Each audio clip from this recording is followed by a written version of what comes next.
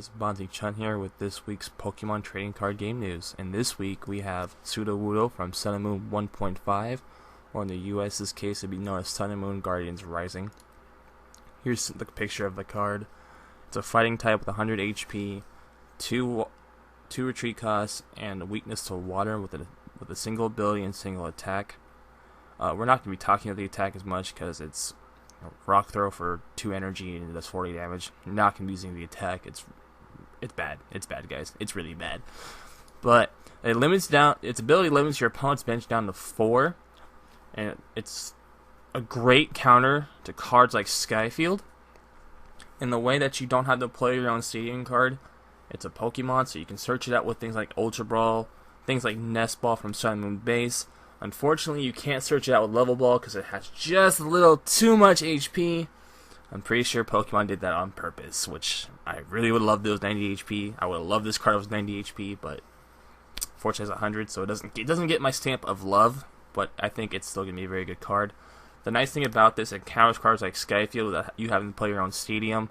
It's a lot easier for you to search out a Pokemon than a stadium, unless you're playing things like Skyla, or maybe you Trainer's Mail into it. It's just a lot easier to search out a Pokemon rather than a trainer card. But the nice thing, it does not have the downside that Parallel City has, where your fire, water, and grass Pokemon do 10 less damage. Also, this card overrides things like Skyfield, but Parallel City overrides Sudowoodo, so whatever has lower limiting bench effect will override Sudowoodo and takes priority. So if your opponent plays Parallel City on you, limiting their bench down to 3, they still get 3 Pokemon, they don't get the 4. Sudowoodo does not have priority over Parallel City. So I think this card would be great in decks that want to try to counter other decks such as Mega Rayquaza or Mega Gardevoir, Passimian, or Volcanion, where they really need to have a big bench in order to hit in big numbers. So I think Sudowoodo would be a great one-of in most decks that would want to counter those things if your meta is heavy on things like Mega Rayquaza, Mega Gardevoir, Passimian, or Volcanion. So the next thing we got is Electrode Errata. If you guys don't know what errata is basically a correction in a card that was not printed correctly. I believe in this case it was a mistranslation from Japan to English. So how this works is that on the left we have the old print of Evolution's Electrode. On the right we have the new print. So the only main difference is that when while it's attached as a special energy to a Pokemon, it provides 2 lightning energy instead of having to be attached to a lightning Pokemon. So what that means is that if you were to knock out your Electrode and attach it to a Jolteon, you can Ninja Boy into something else, like a Raikou if you're playing a Raikou deck. So this one little change I think could be great. Wait, did I say into Raikou? Instead of you can Ninja Boy into a colorless Pokemon or any other Pokemon that just needs 2 colorless energy, and you still get that 2 lightning energy. So it opens up new cheeky ways to use Electrode that your opponent might not expect. Overall, I think this change is not that great. I don't want to say great, but not that exciting, because overall it's still a stage 1 that you have to evolve. You still have to knock it out. And it's still weak to things like E-Hammer, Team Flare Grunt. It's still an energy card, so it's still weak to a lot of things. I do not think this is going to replace things like Double Colorless, unless you're specifically playing a deck like Raikou where you need the lightning energy on the Raikou to do damage. But so that is the errata for Electrode.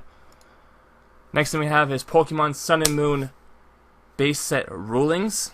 I am not going to be talking about the rulings in this video because there are just so many, and it would take too long up in this video for me to talk about it. So I will be talking about that in a separate video tomorrow. So make sure you guys check out for that. Click that subscribe button, and you will know when I post that video. I'll be posting up sometime tomorrow, me talking about the new Sun and Moon base rulings. Also, today's rapid fire topics are: we have new Elite Trainer Shields.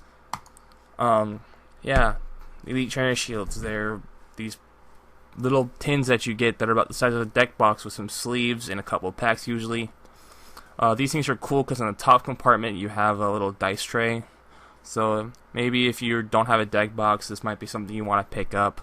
If you're a competitive player, you already have a deck box. But if you're casual, you might want this, because it has Solgaleo and Lunala on them. Moving on, we also have Toys R Us Sun and Moon event on February 4th.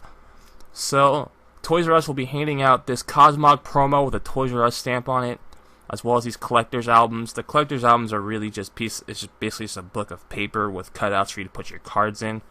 They're mostly geared towards kids, but if you want that Cosmog promo, go stand in line at your local Toys R Us and get yourself that Cosmog promo. Get back in the bag, Nebby. Legendary Dog Trio products.